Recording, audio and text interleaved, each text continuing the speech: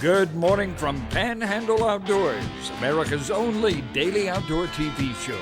Your source for fishing, hunting, and information for folks who enjoy the great outdoors. Now sit back, relax. It's Panhandle Outdoors.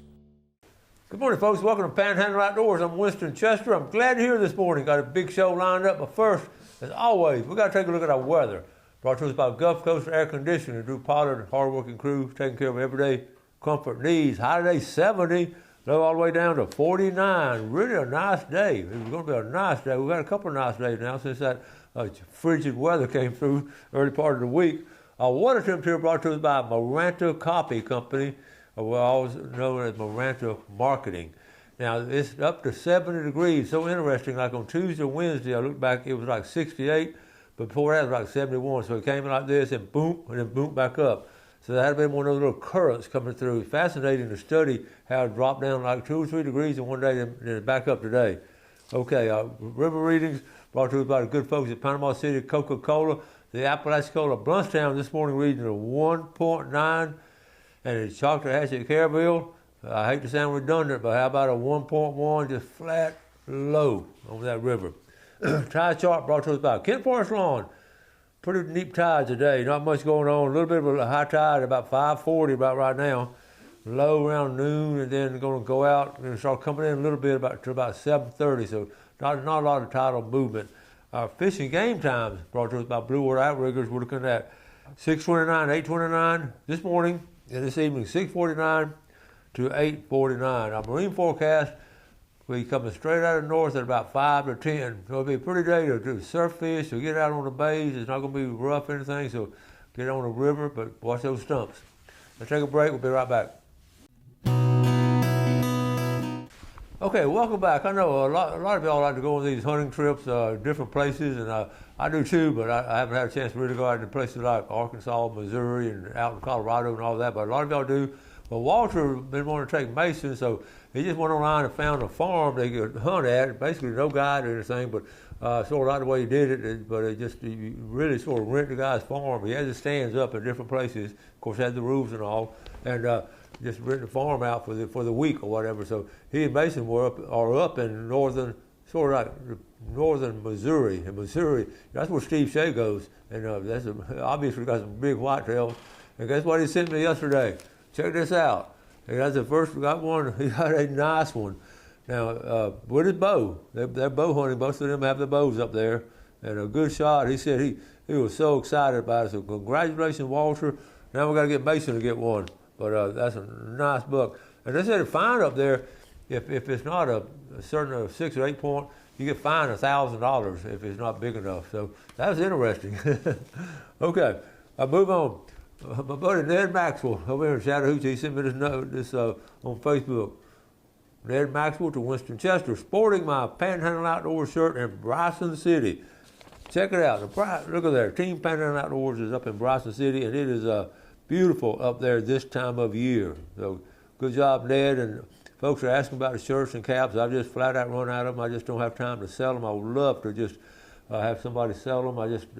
Because a lot of people ask about them, especially around Christmas time, and they're nice. They're really nice. Anyway, Stan Kirkland called me all excited. He sent this to me, then he called me. This is his grandson, okay?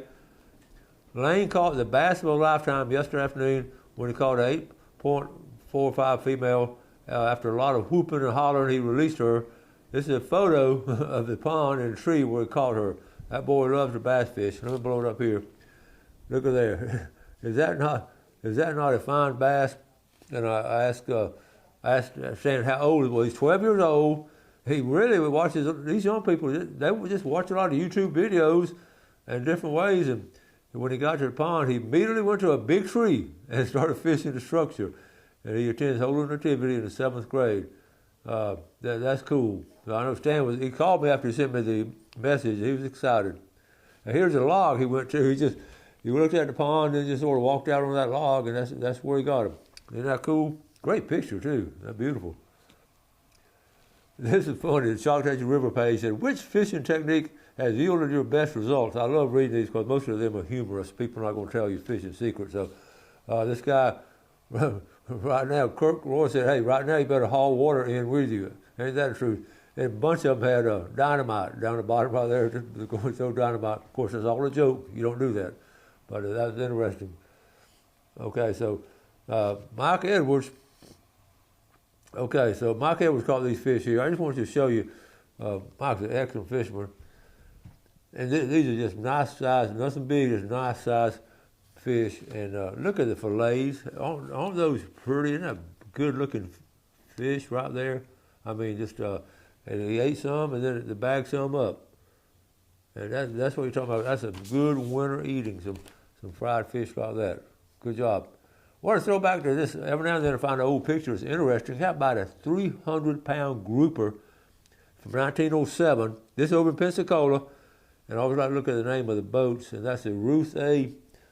Wales of Pensacola. I don't know. Of course, I don't know much about the Pensacola history, but I know they had a good fishing industry over there too, like we did. And it'd be cool if somebody wrote a full box over there in that area on all those old timers there. That's cool. Okay, this is going from old pictures of what's going on now. Alabama teens invited to experience the outdoors through a new sporting scholarship fund. And I just think this is just really good stuff. Basically, giving the Alabama teens, and it's right next door to us, a shooting sports scholarship, Alabama Wildlife Foundation. Goes on to talk about applications ages 12 through 16, and just trying to get the kids in the outdoors. And they're giving them some scholarships to get out there and do some first-time experiences in the outdoors. So good for them. Okay, Cliff Tiller. I got tickled at Cliff Tiller. Let's see. And the family, he had a rough day in the Gulf. And I told you I came up with a saying the other day. We were out on a fishing trip. I won't say who I was with, but it was rough. And we didn't catch a whole lot. And the fish weren't very big. And my saying was, and I called Gail afterwards on the way home from the trip. She always wants to know how was your trip. I said, well, I've got this saying I came up with. The waves were tall, but the fish were small. Y'all can use that one. Stop and think about it. We'll be right back.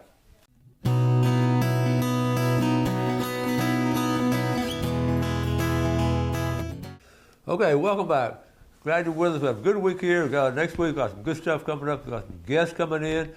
Drew Pollard's coming in. I had a video from our trip that we went up there in northwest Tennessee and really had a great time. We really did. So all kind of exciting things next week. So we appreciate your viewership.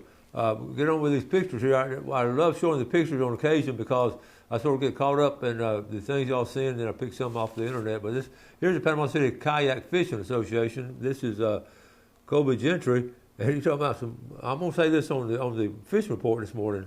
There have been some nice bull reds caught up in the bay. That's a fine one right there. He caught and released it. One of my former students, Joy Wee, W-I-I, Joy Wee. I like this. Boys, maybe go fishing today. Needless to say, we had a good trip on pontoon boat adventures. See that pontoon boat? And that's how a pontoon boat is supposed to be used. Taking kids fishing and all, not like a big old party barge, everybody drinking and going crazy on it, but just take the kids out. Pontoon boats are so comfortable. Those boys. I got some more pictures. Her Joy on the back end. And there is a pretty, look, that's comfortable. You got your rod and reel, room to move around. And look at Joy. I don't know the little boy's name, but I'm guessing Wimiko. What do y'all think? I'm not sure. So, nice fish. I know they had a good time. This is special to me. I know both these fellows. Doug Williams with his dad, Lanier Williams. Okay, he said, Dad connected on this Bay County stud last night. Thanks for letting me be part of the recovery process. A 10-point, 183 pounds, 23-inch beams. There's Lanier, and there's Doug in the back. Doug watches the show all the time. Lanier, see him on a regular basis. They're good outdoorsmen and just fine people. That's a great picture right there, Doug. Okay. Ernie Martin. All right, Ernie, I know you're watching this morning. Okay, so me, Cade, and Barry Ellis with some great sheep's head this weekend. Isn't that cool, all the pictures we're showing, some big bucks and then a sheep head. So, Ernie sent these to me, and folks, these are some fine sheep's head. I'm not sure where they are. Do y'all recognize that place? But it's probably somewhere there around Escambia Bay.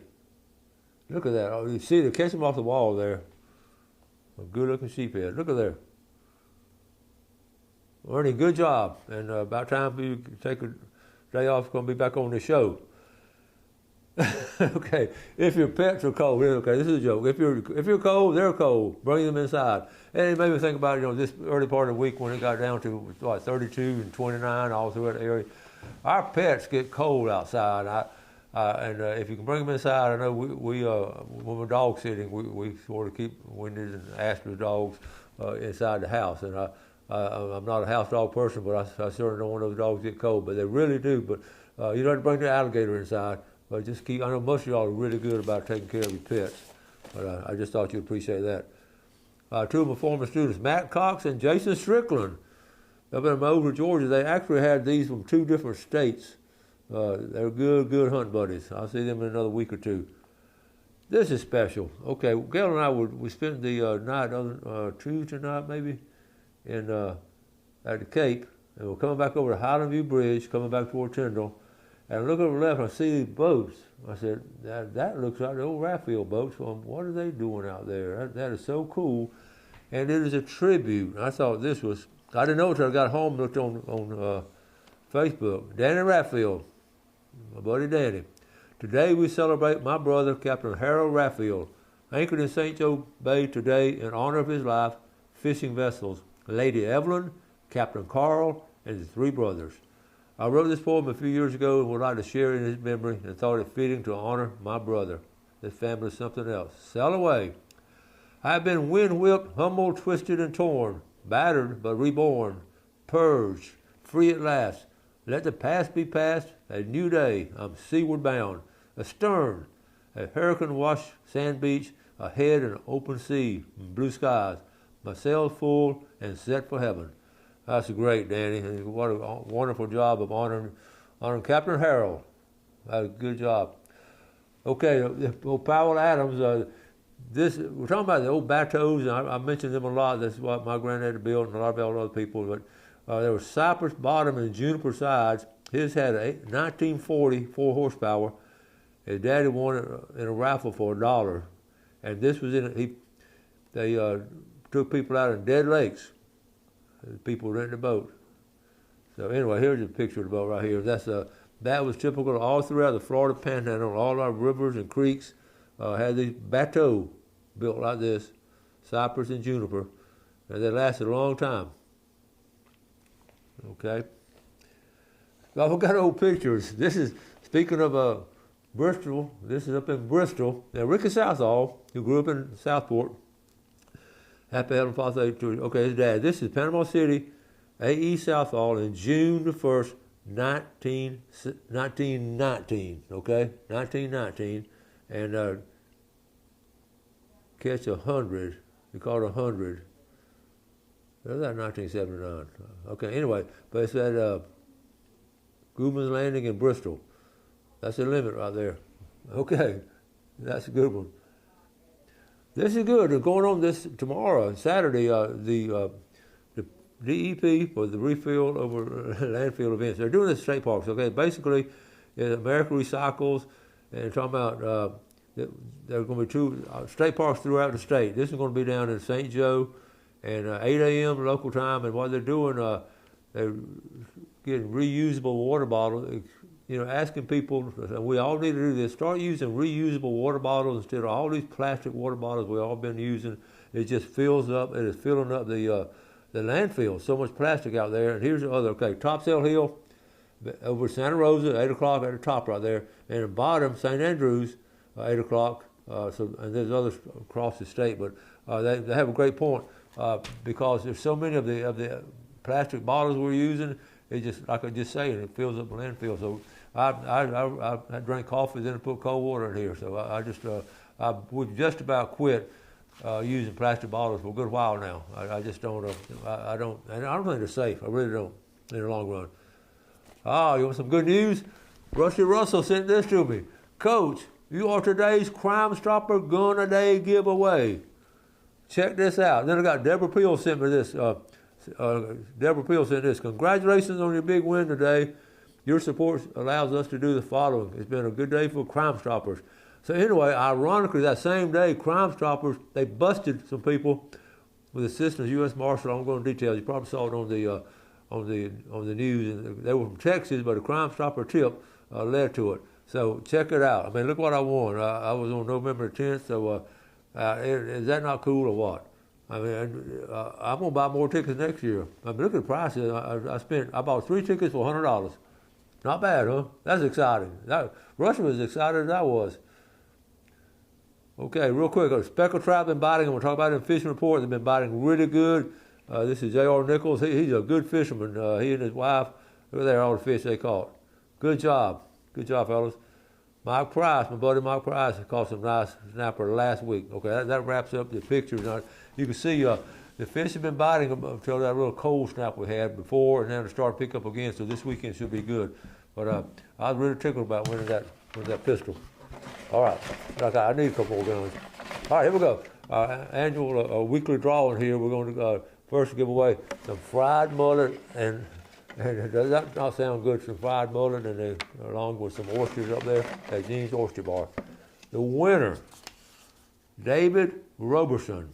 I don't have David from around here, I think, somewhere around here. And the winner of the $20 gift certificate is going to be from Parker Houston Taylor, the Taylor family. Okay, I know y'all don't have any fish in the freezer. And the winner of the Big Red Snapper, they're good this time of year, from Panama City, Anna Westbrook. All right, that's the winner today. And we're going to be giving away some about 5 or 6 more times. So we've given away a lot of stuff this year. Let's take a break. We're going to get set up for our famous Friday fishing forecast. Welcome back, and welcome to our famous Friday fishing forecast, brought to us by Jessica Ling Insurance and Financial. We appreciate their sponsorship.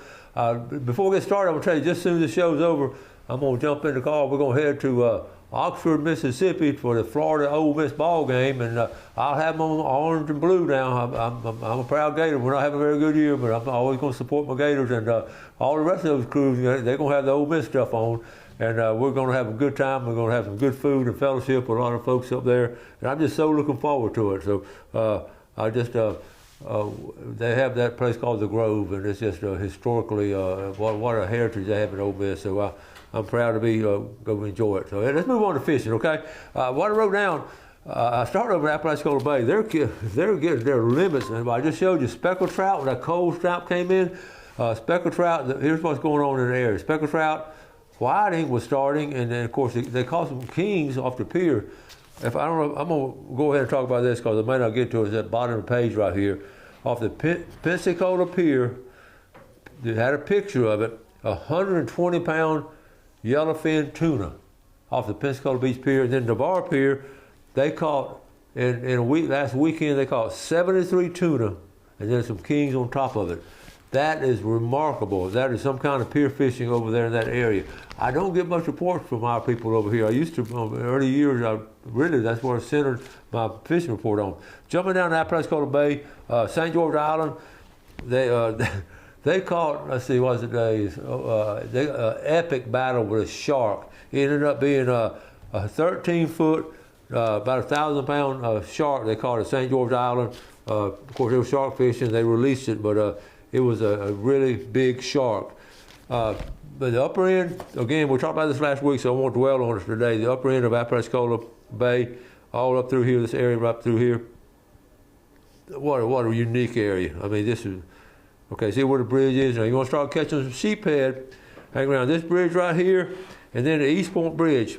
The sheephead will be coming in right through here, the East Point Bridge. I can promise you, this weekend they're going to catch some sheephead because the water had cooled down. Let's leave. Let's go into Lake Wimico. Wimico is on fire right now. Is what somebody told me. Wimico is just in great shape right now. Bass fishing, and you don't tell them what you might catch out there. Remember, it's shallow there in the middle. Depot Creek is looking good. Let's go over to St. Joe Bay. I wrote down the trout bite at St. Joe Bay was really good this week. I want to move on to Mexico Beach. They were surf fishing. I haven't got a lot of reports on the Pompano. I just haven't got it. Going down to St. Andrew Bay. Let's jump over to St. Andrew Bay. Again, I'm going to mention Burnt Mill Creek way up here. A lot of people are using Burnt Mill Creek, but I tell you what, it's a good creek. A lot of people releasing, a lot of kayakers up there, but it's just a pretty creek to fish. And Crooked Creek and Burnt Mill Creek. Okay, then I also wrote down Sandy Creek. I need to go back over here to East Bay. Sandy Creek has been producing this week. Sandy Creek right in here. Okay, East Bay has been good this week. Okay, Choctawhatchee, jump over to Choctawhatchee. One of the boat ramps over there, J.B. Hillard was telling about one of the boat ramps over there. They're getting a big redo. He's called it a fluffy landing. I don't know where it is, but they're getting putting $50,000 into it, and that's really into the boat ramp. And then okay, on freshwater, wrote down bass. You saw Stan Kirkland's grandson, bass, catfish, and crappie. Bill Shields had a big. He and Dennis Sauls had a big fish fry with the catfish they caught at Emerald Coast Fellowship last Sunday night for the men's fellowship. And it was I didn't get invited for some reason, but they're usually touch base with me. But it's fun to catch fish and have a big fish fry. So catfish was biting really good. Bass fishing, you saw the pictures on that. And also the crappie bite. It's going to be really picking up, coming up here soon. Mentioning the situation on getting the boat ramp done, that $50,000.